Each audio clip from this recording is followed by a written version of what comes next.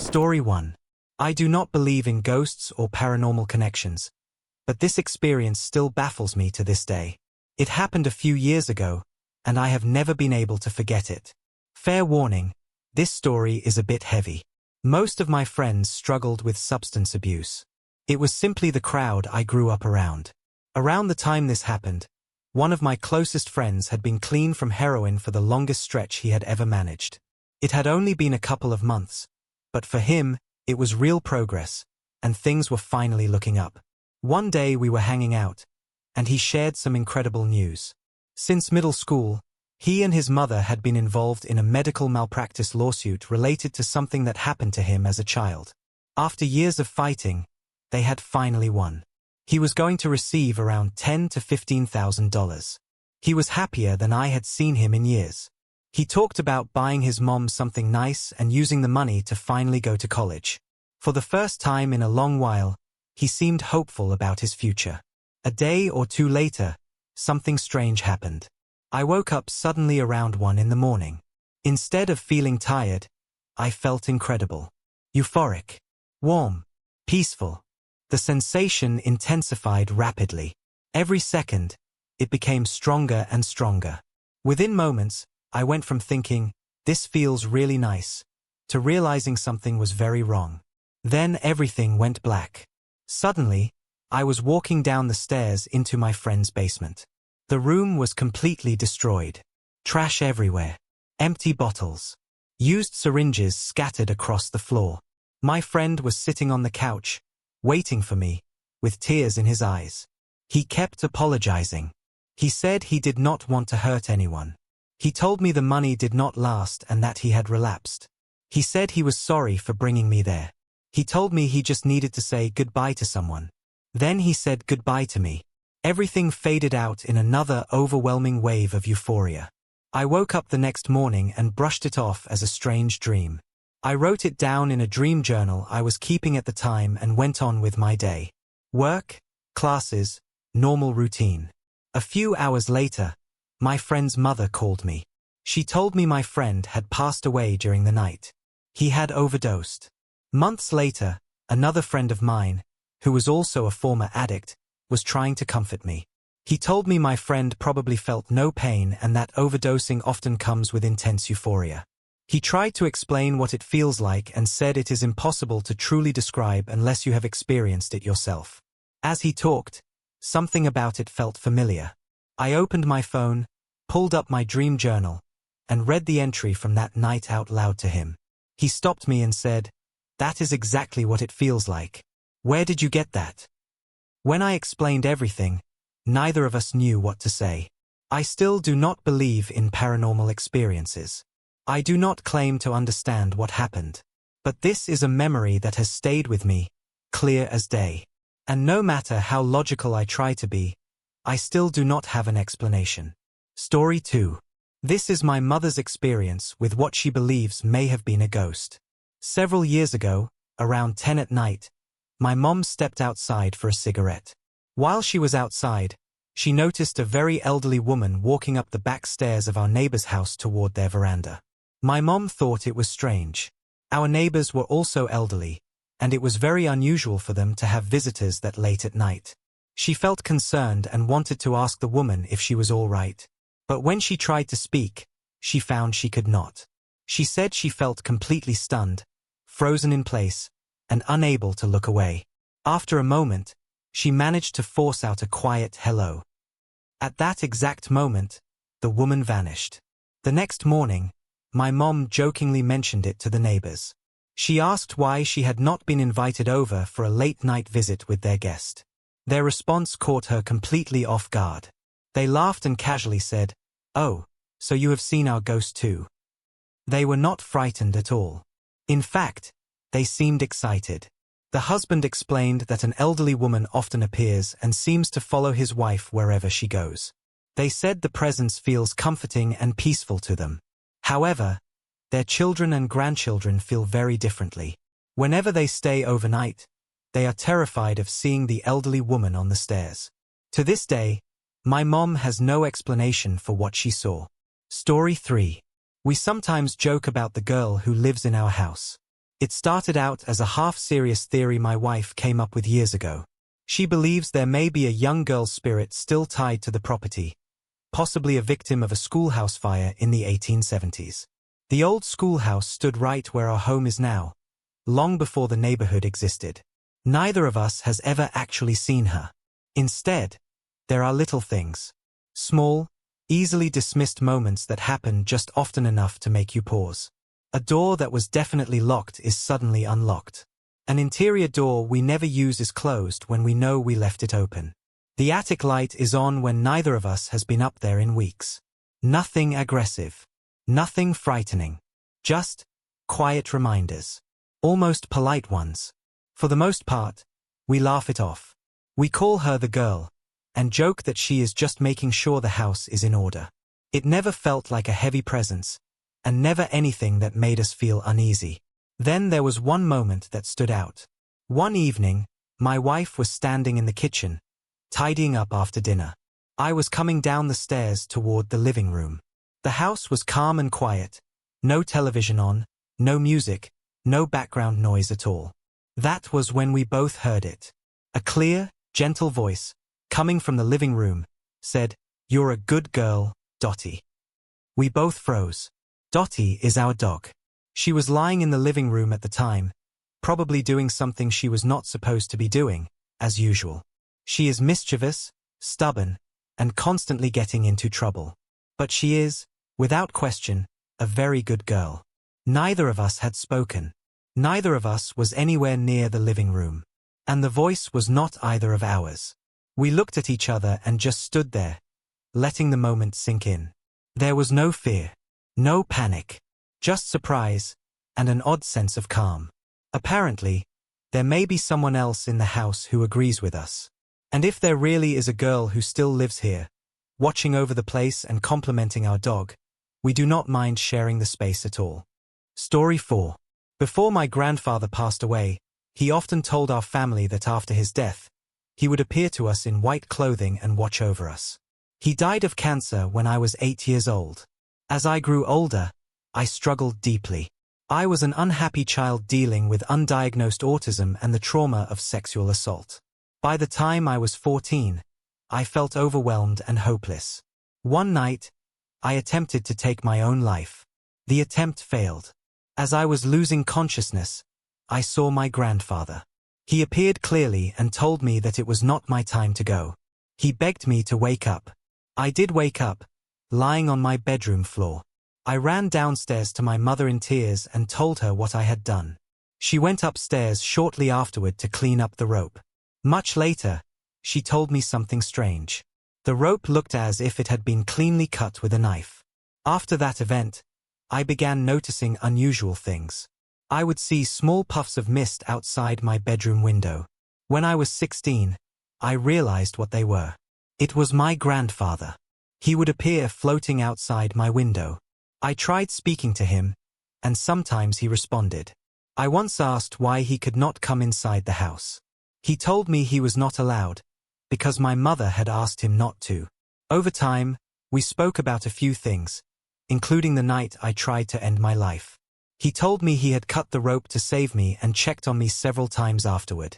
On one occasion, my younger brother saw him enter my bedroom and became frightened. After that, my mother went upstairs and asked my grandfather that if he was there, he should please stay outside so he would not scare her son. Eventually, I decided to tell my mother everything. I took her out to dinner and explained what I had been experiencing. She was shocked, but she believed me. She confirmed that she had asked her father not to come inside, which explained why he stayed outside the window. I have since experienced other traumatic encounters that led me to close myself off to anything paranormal. Still, the experiences with my grandfather remain vivid in my memory. Whether people believe it or not, I know what I saw.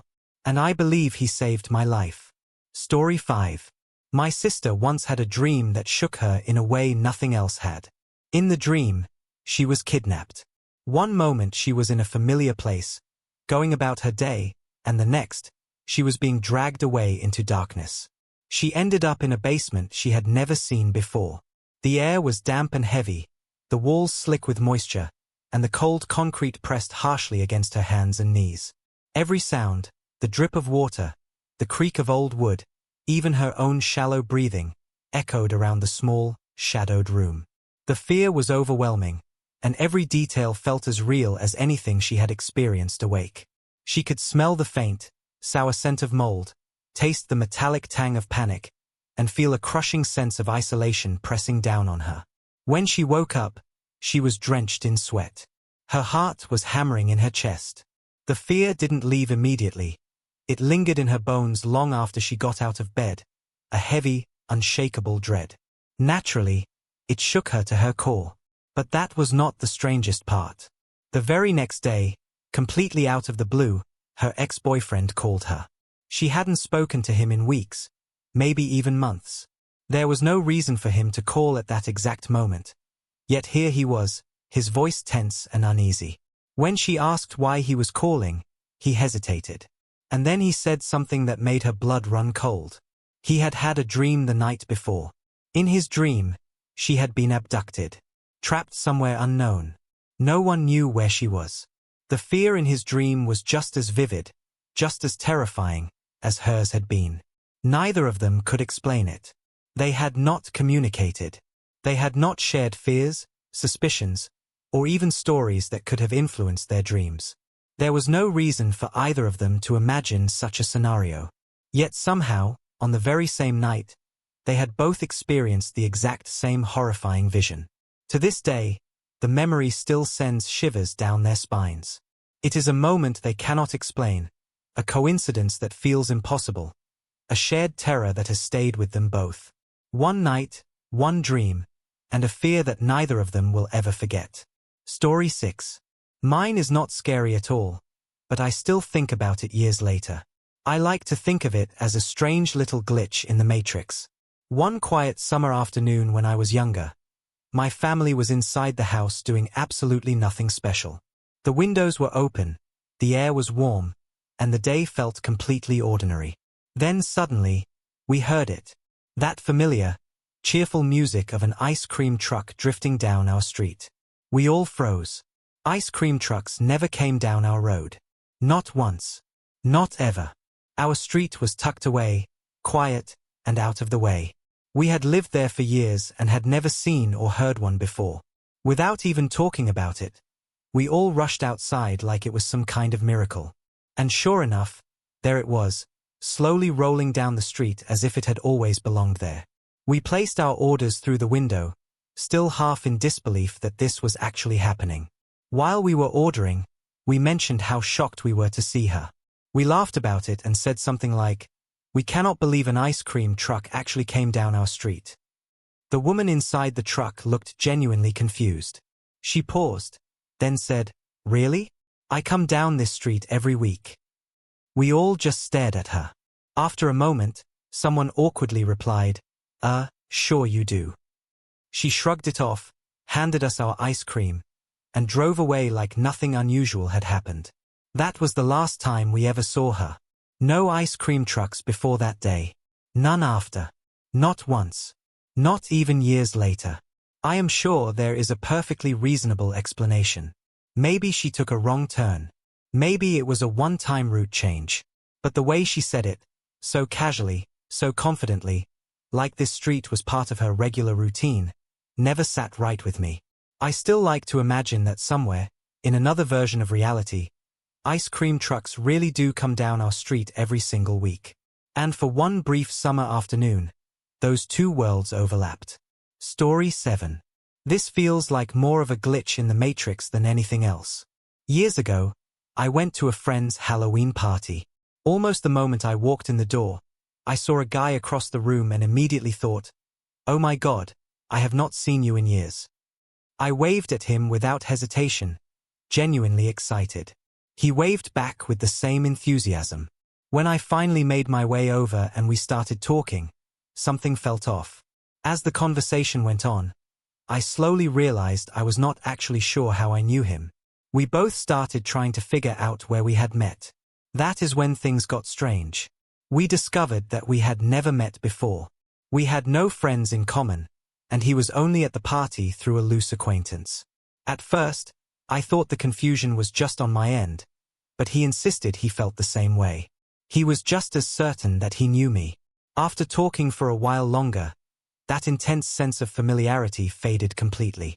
It was like a switch had been flipped. Even now, it is hard to explain how strong the feeling was. The closest comparison I can make is the feeling of returning to a place you once spent a lot of time in but have not seen in years. In the end, we both accepted that we were mistaken and went our separate ways. I am not sure I truly believe in past lives, but I cannot help wondering if we had known each other in some other way, at some other time. I have never felt that level of instant recognition with anyone else, and I doubt I ever will again. I still cannot explain it. Story 8. This story did not happen to me, but to my father. He grew up in a small village in Greece. One day, while walking home, a heavy storm rolled in. Rain was pouring down, and thunder echoed overhead. To stay dry, my father stopped and stood under a tree, hoping the storm would pass before he continued home. As he waited, an elderly woman approached him. He had never seen her before. She walked very slowly and carried an umbrella in one hand and a walking stick in the other. She stopped and asked him, "What are you doing?" He replied, "I am waiting out the storm so I can go home. I do not want to catch a cold." The woman looked at him and said, "You have a long life ahead of you. I would risk catching a cold if I were you." After saying that, she slowly walked away and disappeared down the street. My father waited a few more minutes, then decided to follow her advice. He left the tree and started walking home. Not long after, he heard a sudden explosion behind him. He turned around and saw that the tree he had been standing under had been struck by lightning and had split apart. Frightened, he ran the rest of the way home. Along the way, he hoped he might see the old woman again so he could thank her, but she was nowhere to be found. He never saw her again after that night. What makes the experience even stranger is that no one in the village recognized the woman when he later asked about her. No one remembered seeing her before or after that evening. Despite how slowly she had been walking, he was never able to catch up to her. To this day, my father is convinced she was not an ordinary person, but something else entirely. Story 9. Just recently, about 2 weeks ago, I was on my way to Home Depot. It was a normal day, nothing out of the ordinary, and I was listening to music as I drove. I pulled up to a stoplight and waited there for what felt like a brief moment, maybe 15 seconds.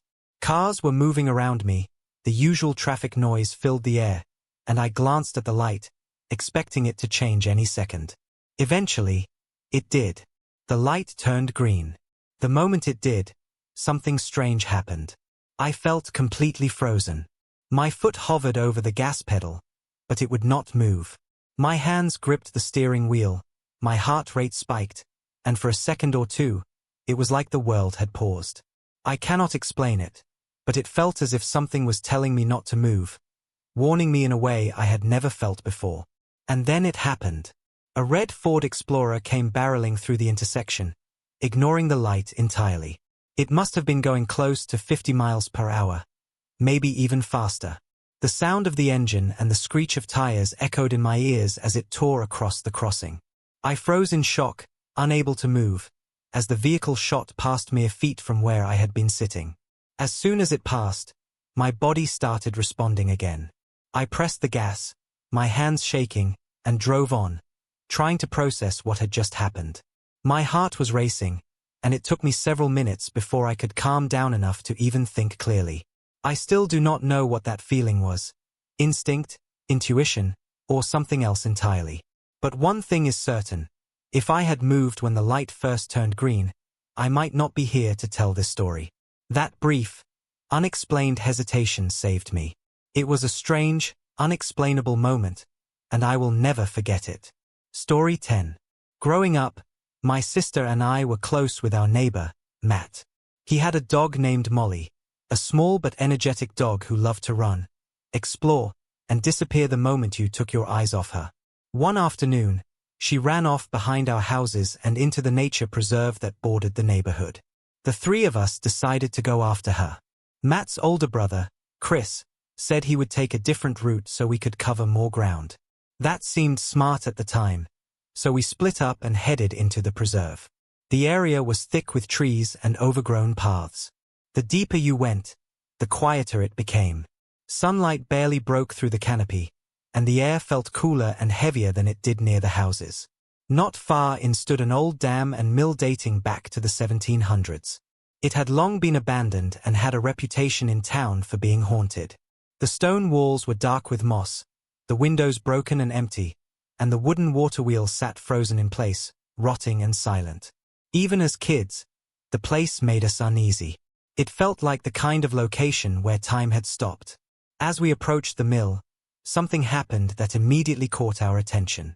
On the opposite side of the river, about 30 yards away, we saw Chris. He was standing there with Molly right beside him. She looked relaxed, tail wagging, as if nothing had happened at all. Chris cupped his hands around his mouth and yelled, "Matt, I got her. I'm bringing her home." We should have been relieved, but instead, a strange feeling washed over all three of us. The woods felt too quiet. Something didn't sit right. We looked at each other, exchanging that unspoken look that said the same thing was running through all our minds. Chris had taken a completely different path. To get to where we were standing, he would have needed to cross a bridge that was at least a mile, maybe 2, out of his way. There was no easy way to reach that spot. Yet there he was, exactly where we were, holding the dog. Without saying much, we decided to head home. We assumed Chris would be behind us, since he would still need to take the long way around to cross the river. When we got back to Matt's house, his mom was standing on the porch. And right there beside her was Molly. She looked at us and said, "She was under the porch the whole time." We were stunned. The dog we had just seen at the mill was now sitting calmly at home, as if she had never left. A short while later, Chris arrived. He looked confused and slightly annoyed, like he had gotten turned around in the woods. When we asked him about the mill, he insisted he had never been anywhere near it. He had never crossed the river. He had never seen us there. According to him, he had searched a completely different area the entire time. To this day, none of us can explain what we saw at the mill. We know what it looked like. We know we heard his voice. But it couldn't have been him. The memory has stayed with us ever since. A brief moment in the woods that felt like a crack in reality, where something appeared that had no logical explanation, and then vanished without a trace.